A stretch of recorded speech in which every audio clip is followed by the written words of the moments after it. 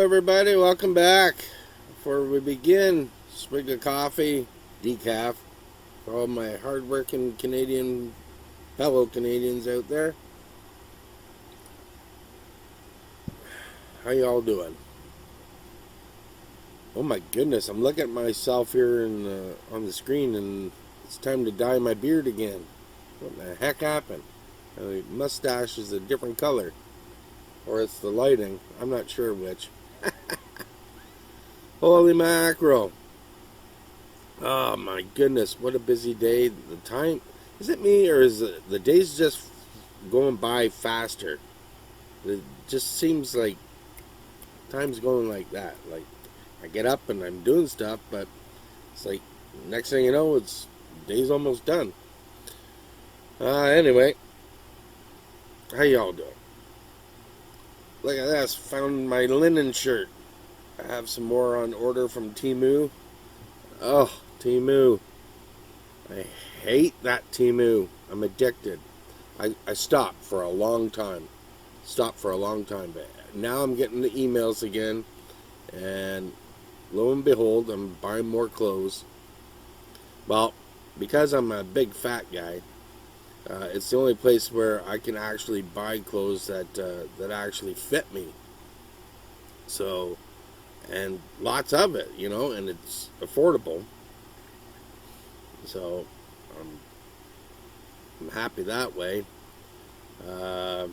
Yeah, cheap, and it fits. I can't get clothes anywhere else. But I am down 25 pounds now. Got a long way to go. Still a fat bastard, but I'll get there. And once again, I had what I have today. I had cucumbers again for lunch and mushrooms. Yummy! Anyways, moving on. I got lots of stuff that I found today online to go through, and we'll see how far I get.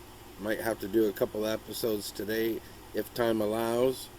First up, Trump's secret NATO ultimatum sparks panic as U.S. pulls jets, bombers, and every submarine from Europe.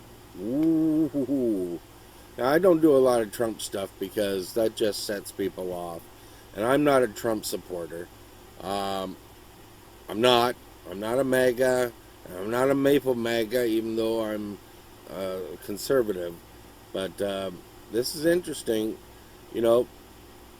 Say what you will about Trump, with everything that he's been doing.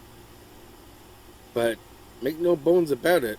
The NATO forces did not support him in anything that he's been doing with Iran. He's pulled out of, I forget what it's called now, part of the North American deal with Canada. He doesn't trust Canada, and he shouldn't. We're cozying up to China.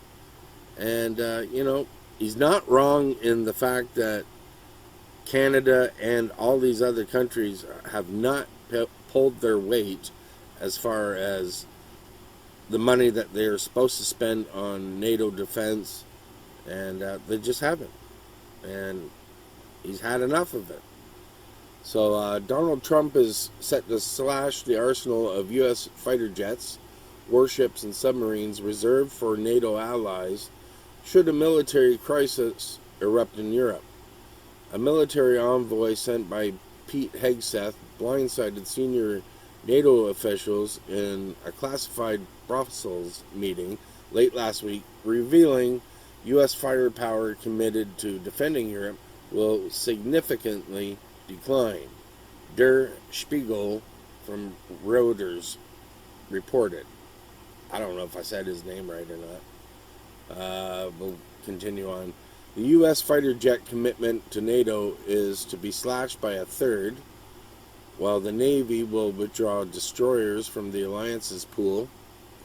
Washington will also pull its submarines, all of them, from the alliance altogether.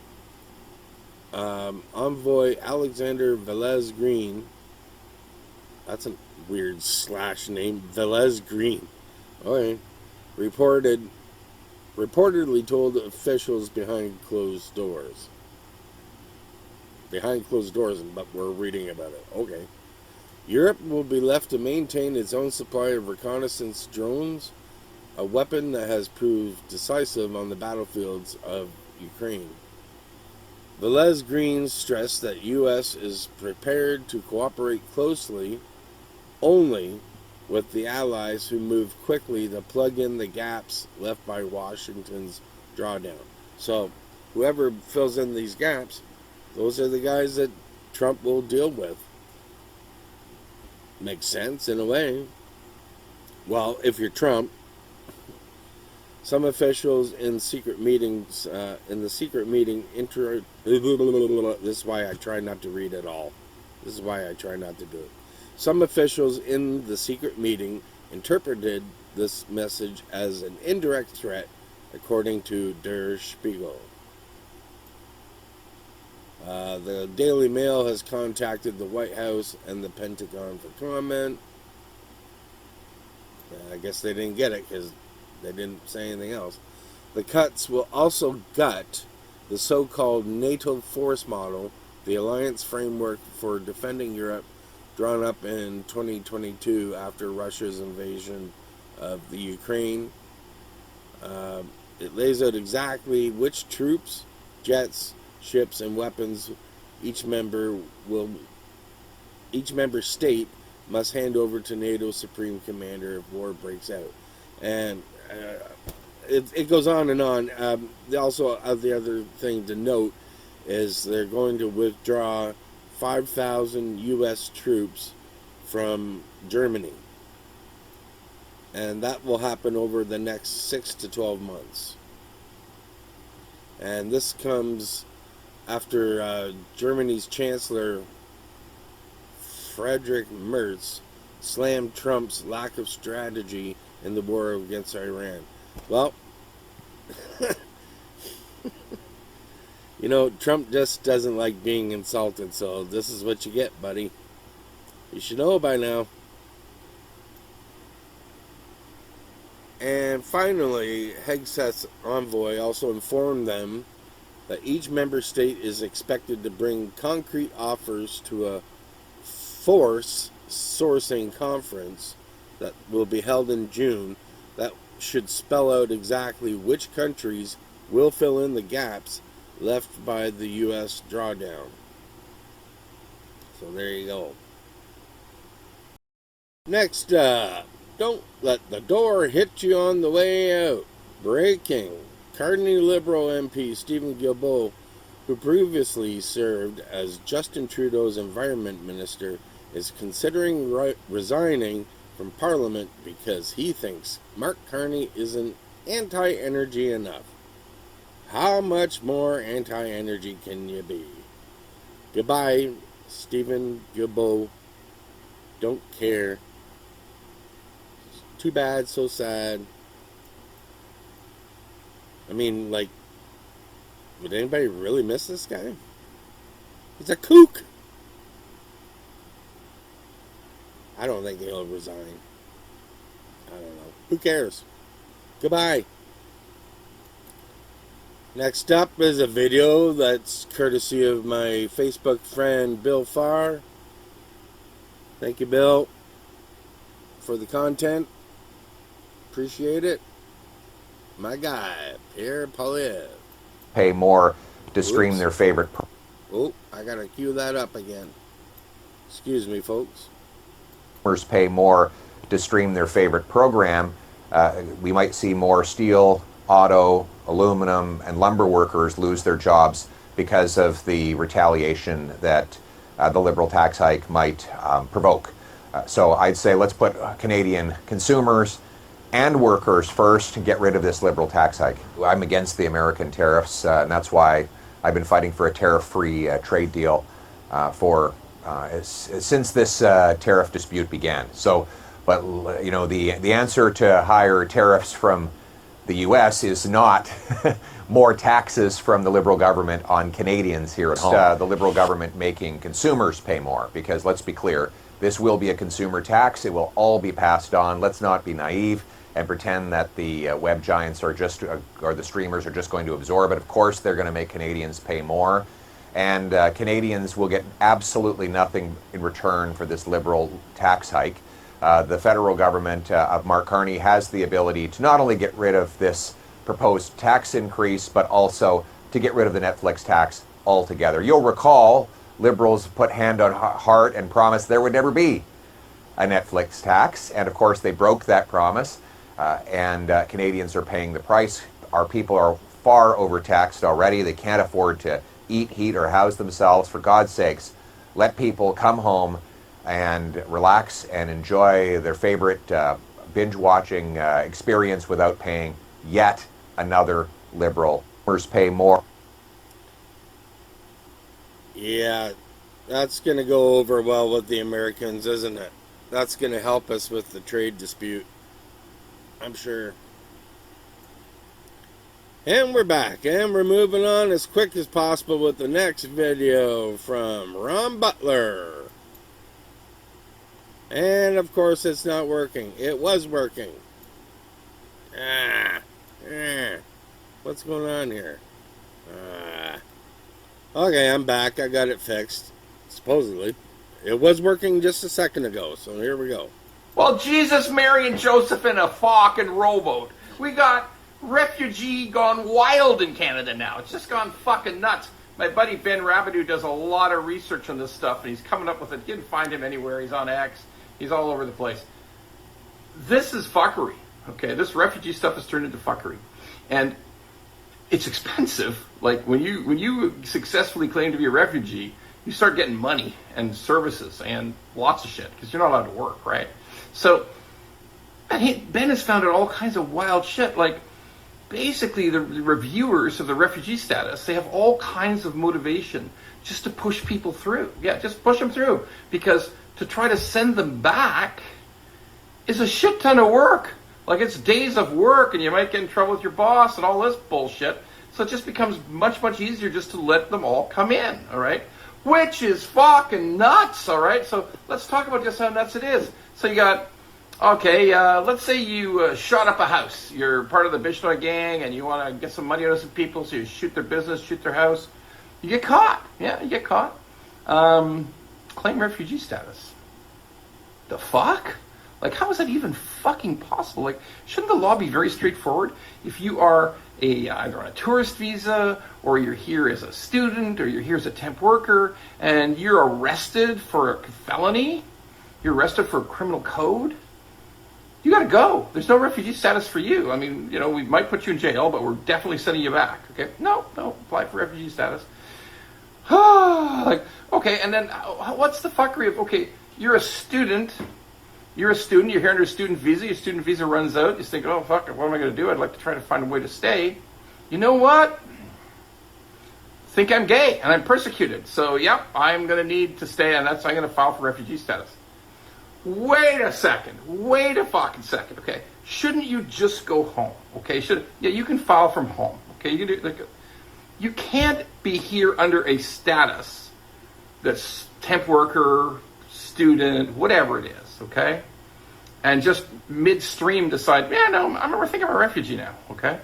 Who the fuck what other country would allow that? Maybe Britain, they're mental, okay? Like, it's fuckery, it can't happen, it's gotta stop. Look, we just have to do a complete overhaul of these refugee rules, change all the laws, tighten it all up, and go back, okay? You gotta go back. You can't stay. It doesn't make sense, all right? Sure, there's some real refugees who come from the war in Ukraine, your house was destroyed. Come on, you're a refugee. All this other shit? No, send them back. Well, Is he wrong? Tell me your thoughts. Leave some comments. While we're at it, hit like and subscribe and share. Tell a friend. And I'm back. I just took a quick minute there to finish my coffee. And what I didn't realize is there was a mountain of coffee grinds at the bottom. I spit up a little bit on my shirt.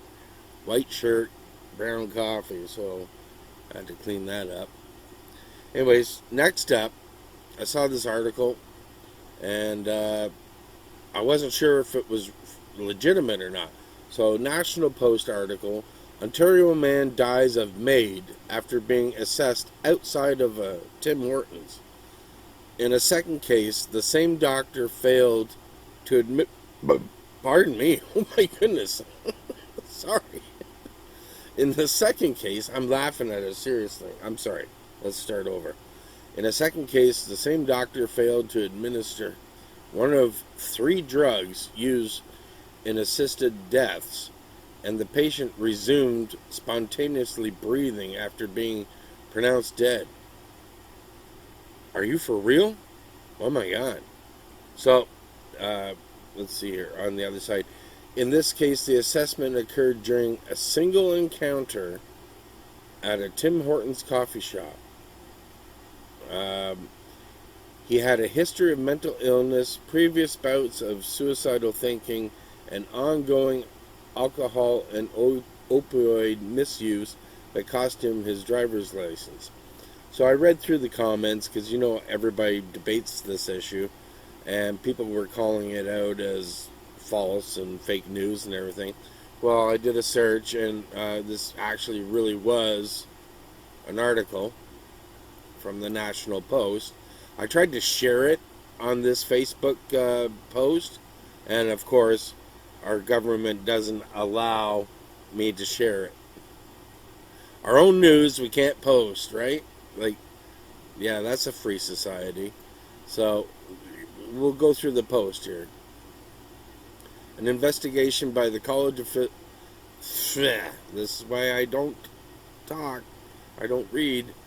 An investigation by the College of Physicians and Surgeons by Ontario into 2 public complaints against Dr. James McLean concluded that he... What? Where'd it go? Okay, well, let's go with this. A London, Ontario doctor who assists a patient with inflammatory bowel disease and a history of mental health issues for MAID outside a Tim Hortons location, and later personally drove the man to a place where his life was ended, has agreed to a minimum of 6 months supervision. Are you for real? This is a real article, and this is really happening. In another case, Dr. James McLean failed to administer one of 3 drugs used in assisted deaths, one that paralyzes the body's muscles, including the muscles involved in breathing. The patient resumed spontaneous breathing again after initially being pronounced dead, and McLean had already left the home? I'm reading this, right? And this is real? Are you for real? At first reported Monday by the Globe and Mail, the doctor's case is raising new concerns about MAID's oversight and accountability. No shit. What is striking is not only the seriousness of the concerns identified in these cases, but the limited regulatory response, said Dr. Ramona Cohol, family physician and former member of the Office of Chief Coroner of Ontario's MAID Death Review Committee. I'm sorry, I'm reading all of this. This is blowing my freaking mind. As part of the investigation by the College of Physicians and Surgeons of Ontario into 2 public complaints made against McLean, an independent assessor appointed to review a number of McLean's charts concluded that he did not meet the standard of practice of the profession, displayed a lack of judgment, and that his conduct exposes or is likely to expose patients to harm or injury in 5 out of 20 charts reviewed, according to a summary decision of the college's Inquiries, Complaints and Reports Committee. McLean was called before the committee to be verbally cautioned with respect to MAID complaints. Cautioned? cautioned. Oh, I feel the heart going again, and I'm trying not to swear. In addition to agreeing to mandatory clinical supervision for at least 6 months as part of an undertaking with the college, McLean will undergo ongoing review of his MAID patient charts and mandatory professional education related to MAID, consent, documentation, professional boundaries, and professional behavior. Why is this guy practicing? Get him the hell out of this. Oh my God. This is happening in our country, man. Oh. After 6 months, he'll undergo an assessment of his practice, the results of which may form the basis of further action by the college. May form the basis of further action by the college? Stop this maniac now. Laura Zilke of the CPSO spokesperson said in an email to the National Post. The undertaking imposes extensive oversight and monitoring requirements on Dr. McLean's practice, Zilke said. Oh, wow. This is abominable. I can't even say the word. The college takes any complaints brought to our attention extremely serious as part of our mandate to serve the public interest and ensure safe, ethical, and competent medical care for all Ontarians. He's killing people, and he's not even doing it right. McLean declined comment. No shit, buddy. When contacted by National Post. I'm sorry if this is boring anybody, but this is my show, and I'm reading this whole thing because you're going to get this. Due to the rules regarding privacy and my professional responsibilities to the CPSO regarding confidentiality of complaint investigations, I am unable to respond to your questions, he said in an email. According to the Globe and Mail, one of the complaints concerns Thomas Dillon, who suffered from Crohn's disease and died age 45 in January 2024. The anonymized death of the St. Thomas man was also flagged by the Ontario Coroner's MAID Death Review Committee. In a report involving 2024 MAID deaths, the coroner's panel highlighted a case of Mr. A male in his 40s, with inflammatory bowel disease, who because of his illness didn't have an active social network, had difficulty maintaining a job, found personal relationships difficult, and was dependent on family for housing and financial support. And that should make you want to kill yourself? Wow. That's hard times, man, but to be anyway. He had a history of mental illness, previous bouts of suicidal thinking, and ongoing alcohol and opioid misuse that cost him his driver's license. Why can't we get these people help? This was the whole purpose of my episode on the weekend, whatever I called it, Shaner'S Sunday. Why is death the alternative? Why can't we get people the help that they really need? Why is that impossible?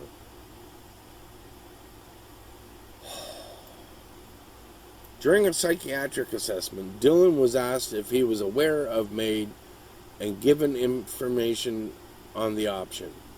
This shouldn't be an option asked, hey, sorry you're having a hard life. Have you thought about killing yourself? Gee, yes, I already have. Well, how about we help you? Good Lord.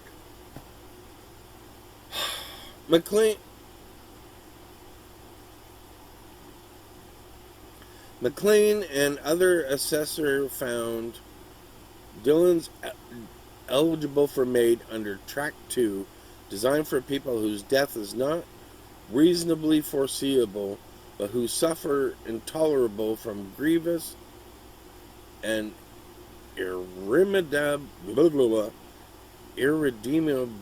medical condition. McLean conducted his assessment outside the coffee shop. Conducted his assessment outside the coffee shop. The CPSO panel found it concerning that McLean discussed sensitive MAID-related matters in an informal public setting, not even in an office. According to the summary of the Inquiries and Complaints Committee's decision. Good Lord love us. In the committee's view, this reflected a lack of level of formality and care expected when assessing requests for MAID. You think? End this guy's career. Don't give him 6 months. No. End it. Stop him. Stop him from killing people. This keeps going on. The panel was also troubled by the quantity and nature of McLean's text exchanges with Dylan, which included comments about the family's views. This guy's texting with a patient that he's talking to outside of a frickin' Tim Hortons? This is real professional. McLean's decision to drive Dylan to the MAID provision location, which the Globe identified as an industrial-like facility where bodies are prepared for funerals, raised concern about professional boundaries. Stop this, man. Just stop it. Stop it. And I'm not allowed to share this article on my Facebook. I'm not allowed. I can't copy and paste it. I tried. I'm not allowed.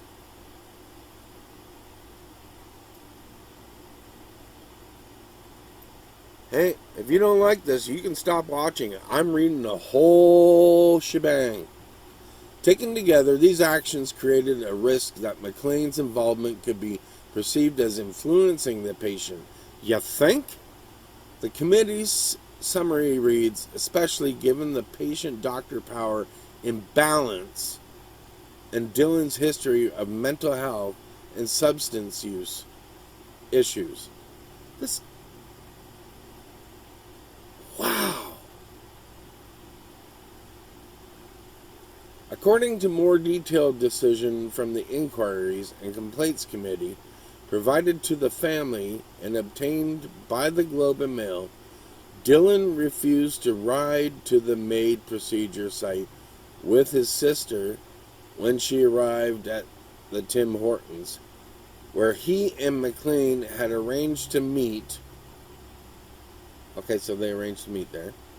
And the doctor assessed him outside of a freaking Tim Hortons. McLean ultimately drove Dylan himself. The doctor who assessed this guy at a Tim Hortons drove the patient, quote unquote, there we go, drove him, where did I lost my spot? Drove himself to ensure the patient's final moments were dignified. This is one of the most disgusting things ever. Dylan didn't want to die at home, where he lived with his mother, because he knew his family didn't approve, and he agreed to the chosen site after other options were considered, the decision said. This is making me sick. In this case, the assessment occurred during a single encounter. One assessment at a Tim Hortons coffee shop. This just keeps going on. The family was not engaged in the assessment process, despite being the patient's primary support, and despite the MAID provider being aware that they were trying to raise concerns. Collateral information from the closest to the patient is essential to understanding the factors contributing to desire to die. The second complaint involved a cancer patient at end of life. The man had signed a waiver of final consent that allows people whose natural death is reasonably foreseeable to receive MAID, even if they lose capacity to give consent the moment before death. Before the chosen date, the man lost capacity and was unresponsive. McLean was called to the home. He ordered a MAID medication kit, but it wasn't ready when he arrived at the pharmacy. He went to the home with a kit he already had. According to the college, McLean administered a sedative followed by propofol, a drug used during surgery that in high doses puts people in a coma so deep that it often ceases breathing, according to Dying with Dignity Canada. This just keeps going on. The final drug customarily used paralyzes the muscle. Deprived of oxygen, organs shut down one by one until the heart finally stops. But McLean was unable to find the neuromuscular blocking drug in his kit.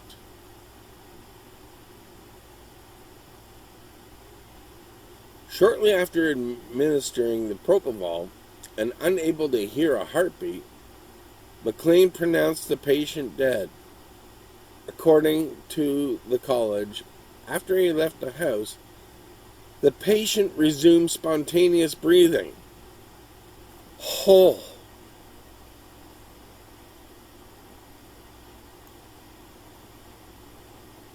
McLean returned, saw the signs of cardiac and respiratory activity, administered more medication along with the paralyzing agent, and again pronounced the patient's death.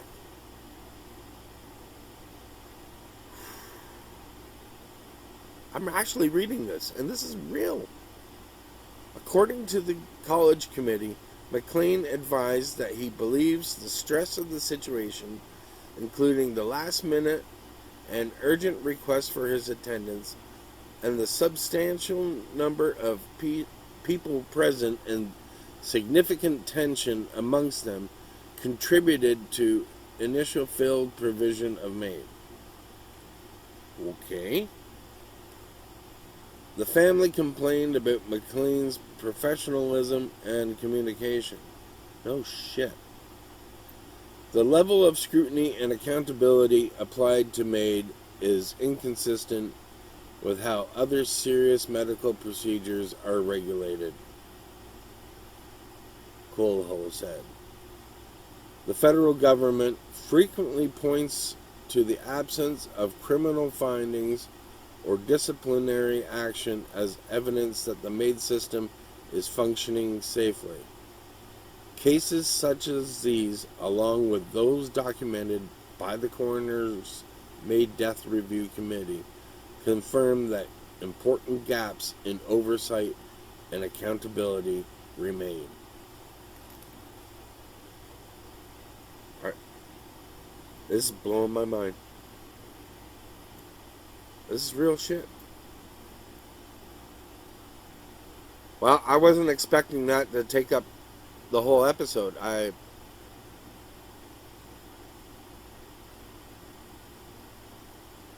don't know. I'm speechless. I don't know what to say. I don't know what to say. I gotta put it on pause. I hand them back. I needed to look at a fire and just chill after all that. That was disturbing to me. I know everybody's got their own opinions on the MAID thing, and I'm personally not for it, but I've also not been in the situation where I'm at the end of life, and I can understand why it's necessary in extreme cases. It's not something that I think I'll ever choose, but that's me. But you have to admit, like, that is totally screwed up what I just read. I mean, there's ways of doing things properly, and that is not a proper way. People are getting killed. They're being murdered. I really think people are being denied the help that they really need. And you know what? I'm so disturbed by it, and this has been a longer episode. I didn't even get to I think I only got through like a third of the stuff I was gonna actually get through today, and I don't even feel like doing the dumb jokes or anything. No, I'm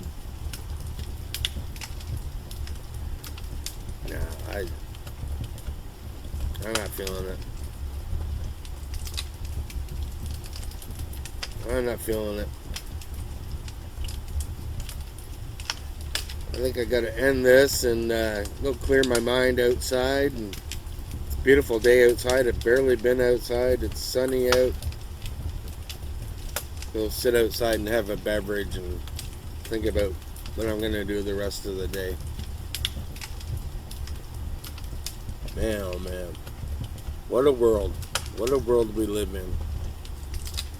Anyways, thank you everybody for watching. Please hit like, subscribe, share, leave some comments. One comment would be nice. Even if you tell me I suck, it's okay, I know it. Anyways, thanks again. Sincerely, after reading this, please take care of yourselves. Please take care of each other. I mean, if you're a friend of mine and you need to talk, I'm here. I mean, anytime. Just, this stuff really bugs me. Anyways, like I said, what's my saying? Yes. Take care of yourselves, take care of each other. God bless, and all that jazz. I love you.